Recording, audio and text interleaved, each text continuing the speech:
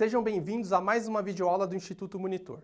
Hoje vamos falar de medidas de dispersão. Os tópicos a serem abordados nesta aula serão amplitude total, desvio padrão e noções sobre controle estatístico de processo. Ao término desta aula, você deverá ser capaz de identificar as medidas de dispersão e compreender os conceitos de controle de processos. Pessoal, na aula anterior, na aula de medidas de posição, vocês aprenderam média, mediana e moda. Nesse caso, nas medidas de dispersão, a gente vai avaliar a distância dos dados estatísticos em relação ao valor médio.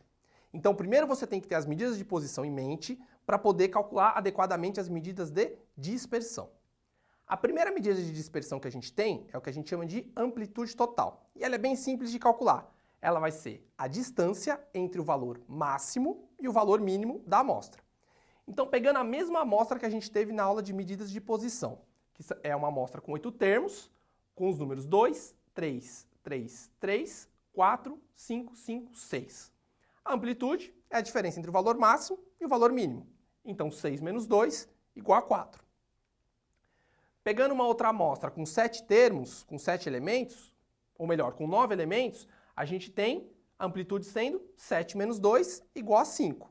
Então, não importa a quantidade de elementos na amostragem. O importante, medida maior menos medida menor. Agora a gente vai falar do desvio padrão. O desvio padrão é um pouquinho mais difícil de interpretar, porque ele avalia exatamente essa distância dos valores em relação à média. Então, se os valores ficam muito longe da média, você vai ter um desvio padrão maior. Se eles ficam muito próximos da média, você tem um desvio padrão menor. Então, a fórmula de desvio padrão, vocês vão ver que ela é um pouco mais complicada, mas sem nenhum segredo. Então, está aqui a nossa amostra de 8 termos. A gente tem que calcular primeiro a média, porque a gente vai precisar do valor da média na fórmula. Então, é o valor da média da aula de medidas de posição, que dá 3,875. E agora a gente calcula o desvio padrão. Ele será a raiz quadrada do somatório das diferenças da média com as amostras ao quadrado dividido por n. Então, passando da matemática ao português fica bem complicado. Então, é mais fácil vocês olharem a fórmula. E como que a gente vai calcular? Então, a gente coloca a raiz quadrada e faz os termos. Pega a média, que foi calculada, 3,875, subtrai do primeiro termo, 2, e eleva ao quadrado. Mais, no outro parênteses, 3,875 menos 3 ao quadrado, porque o segundo termo é 3. Faz a mesma coisa para o terceiro termo, que é 3, também ao quadrado, assim por diante, até chegar no último termo, que é 3,875 menos 6 ao quadrado. Então você vai fazer para os 8 termos.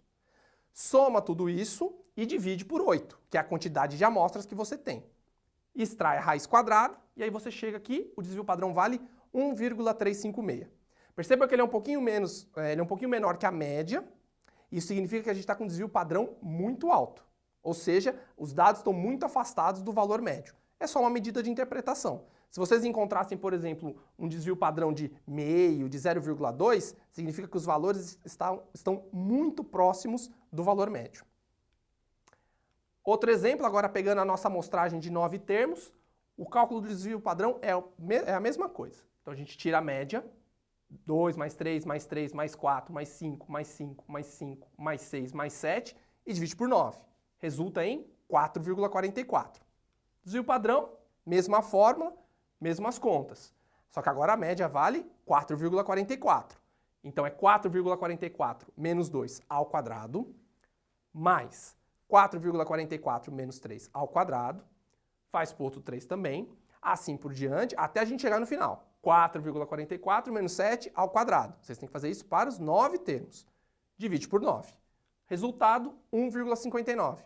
Percebam que relativo ao outro exemplo, esse desvio padrão está menor, já que a média tem um valor um pouco maior. Então, nesse caso, os dados estão mais próximos da média do que no exemplo anterior.